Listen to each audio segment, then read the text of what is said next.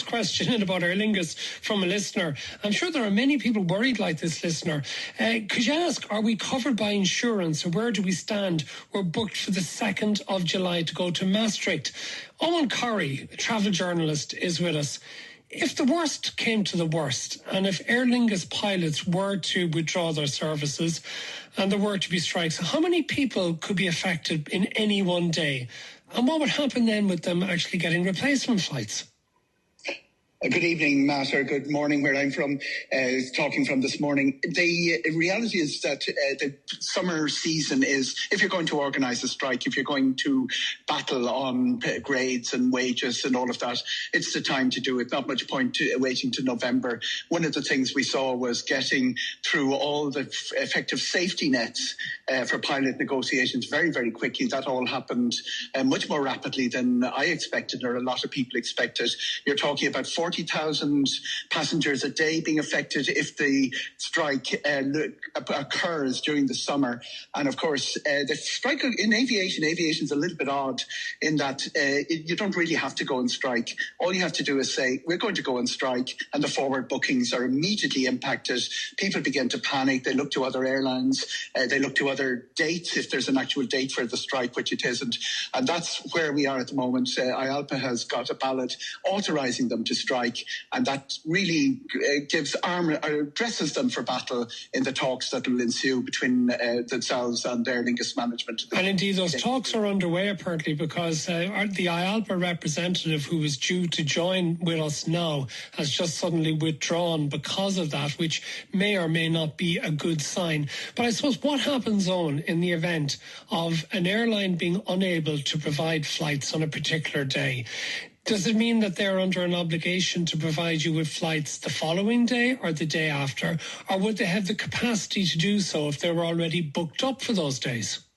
Contract is in place. You have to get from where your ticket says to the airport your ticket says, not any other airport. Sometimes they have to do it by booking in an alternative airline. Sometimes they reroute you with their own flights. Pilot strikes, by the way, even though Aer Lingus haven't been in this game since 2008, or a strike that didn't happen in 2008, but all the negotiations went through this process where nothing was agreed until about 4 o'clock in the morning on the day of the strike, and everything got called off. That's the pattern we've seen in the past. But for instance, 2 years ago, a lot of listeners will remember Scandinavian SAS.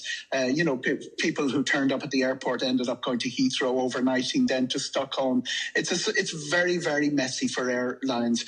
But on the other side of it, this is what airlines do. They're very good at it. You have weather events, you have occasionally a volcanic ash or something very dramatic, and they do manage to get all the passengers who've been discommoded, as you say, the day after or through an alternative airline, but the responsibility is on the airline, and that's where they are very vulnerable when the trade union, and pilots are the strongest of the aviation trade unions. Aviation is one of the areas where trade unionism is still very, very strong, and they are the ones that can really make life difficult for an airline. First of all, with all the forward bookings. Second of all, with the panic they cause among passengers, prospective passengers. And third of all, when a strike takes place, if it takes place, it's the airline that has to clean up the mess. Do they end up having to pay compensation to people if they are delayed in getting their flight, delayed getting to their destinations, particularly if there may be other connecting flights? Absolutely, and this is where we've seen the evolution of the famous EU 261. It's been in 20 years in place this year. In the beginning, it was quite normal for strikes to be regarded as exceptional circumstances. We've seen a little bit of a change in that in recent years because the EU 261 was a great consumer piece of legislation that gave consumers rights to compensation if airlines messed them round. But it's a little bit vague on the squidgy bits, and we've seen increasing number of courts in different jurisdictions saying a strike is not an exceptional circumstance, and that gives the trade unions an extra card to play, that they can actually not just penalise the airline, but also have the airline pay compensation to the passengers who've been disrupted by the union withdrawing the labour.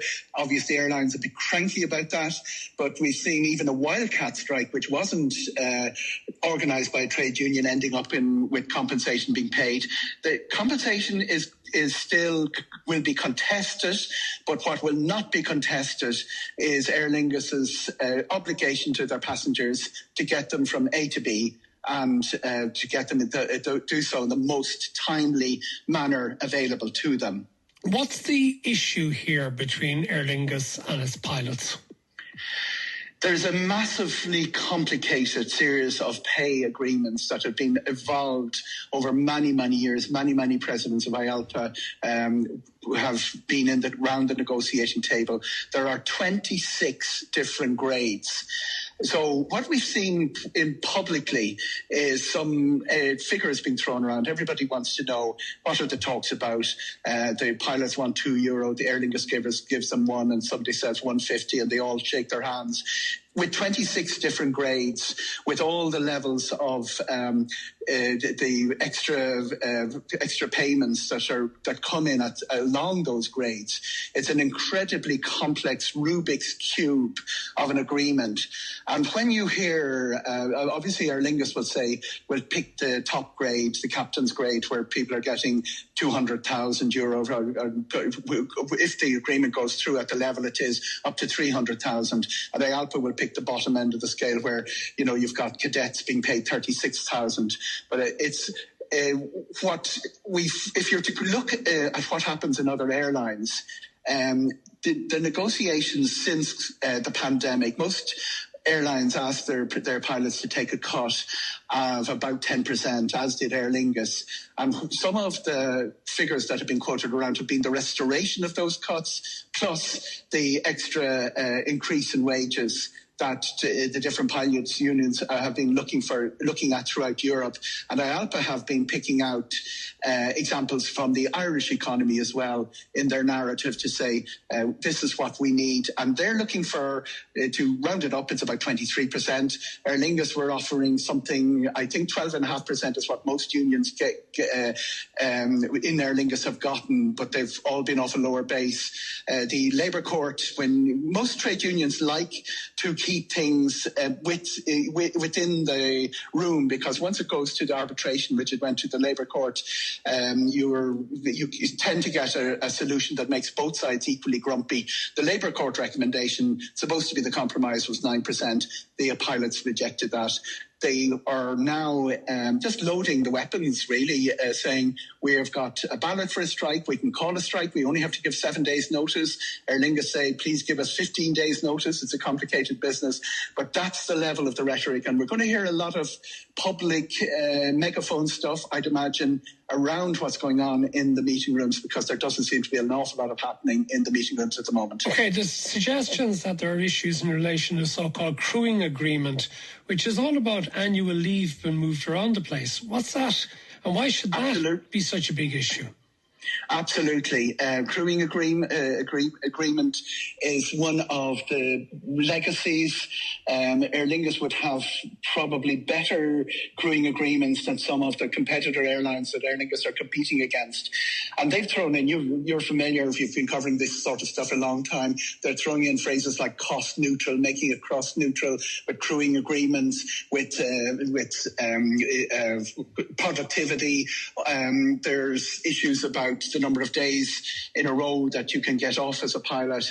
All of those sort of things, they all come into the mix on top of the 26 different pay agreements. So it's not 26 different scales of pay. And so it's not really a clear-cut pilots looking for 23%. Aer Lingus or the Labour Court recommending 9%, and everybody sits down at the table like it's Spancil Hill horse fair and they all agree on 15 or 16. It's going to be a lot more complicated than that.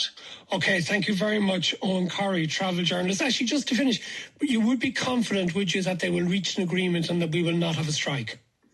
It's trying to predict the winner of the races in the Curragh, but I do think the pattern on this is that there's a lot of megaphone, a lot of we'll never put up with this, and then very close to the day of the strike, IALPA will agree to whatever's on offer, and the strike will not take place. But and this is the key to it, aviation works that they will have done so much damage. They can be doing €6-7 million a day damage to Aer Lingus by announcing a strike, or even better, leaving it open so that the bookings that Aer Lingus would have been getting are not going there because of the threat of the strike.